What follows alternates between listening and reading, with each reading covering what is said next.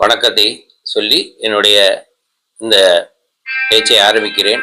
இன்னைக்கு நான் சொல்ல போறது என்ன அப்படின்னாக்க, மகாபலிபுரம் பக்கத்துல ஒரு 20 ஏக்கர்ல நாங்க ஜீவா அப்படின்னு சொல்ற ஒரு ஆக்டிவ் ரிட்டையர்மெண்ட் கம்யூனிட்டியை நிறுவி ஒரு கடந்த 6 வருஷமா நாங்க நடத்திட்டு வரோம். அதுல கிட்டத்தட்ட 400 சீனியர் சிட்டிசன்ஸ் இருக்காங்க.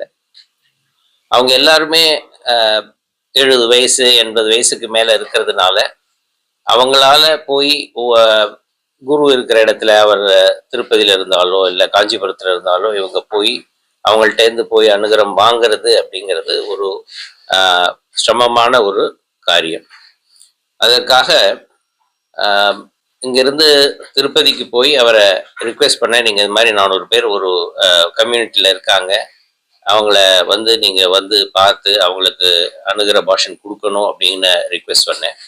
அவர் சொன்னார், இது மாதிரி நவராத்திரிக்கு முடிஞ்ச அடுத்த நாள் வரேன் அப்படின்னு சொல்லிட்டு கரெக்டாக 3ஆம் தேதி அக்டோபர் வந்தார்.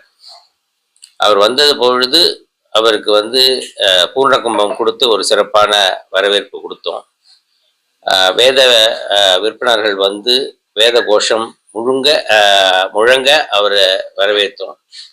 அந்த 400 சீனியர் சிட்டிசன்ஸும் அதை தவிர ஒரு 200 பேர் அவங்கள கவனிச்சுக்கிறதுக்காக இருக்காங்க. அவங்க எல்லாருமே சேர்ந்து அவ்வளோ அழகா அவருக்கு ஜெய ஜெய சங்கர ஹரஹர சங்கரன்னு சொல்லி அவங்கள ஒரு ரொம்ப அழகான ஒரு ப்ரொசஷன்ல லீட் பண்ணி அழிச்சிட்டு வந்தாங்க.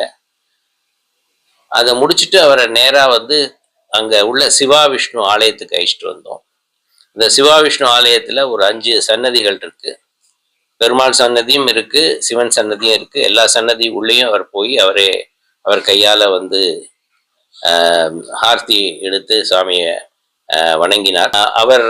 அவருடைய பாதுகையை அந்த எல்லா லேடிஸ்க்கும் அனுப்பிச்சு வச்சு அவங்க எல்லாரும் அதை தொட்டு வணங்குற மாதிரியான ஒரு ஏற்பாடை பண்ணார். அது ரொம்ப சிறப்பாக இருக்கு. அதுக்கப்புறம் அவரை நாங்கள் கோஷாலாக்கு அழிச்சிட்டு போனோம்.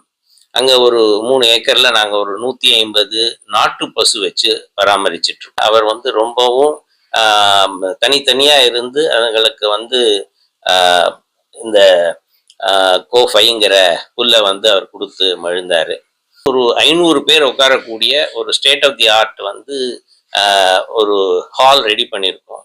அந்த ஹாலையும் அவர் திறந்து வச்சாரு. அந்த ஹால் பேர் மைத்ரி ஹால்னு பேர் வச்சு அவர் சிறப்பாக திறந்து வச்சாரு. எல்லாருக்கும் ஒரு கிட்டத்தட்ட 40 நிமிஷம் பொறுமையா அனுகிரக பாஷன் கொடுத்தார்.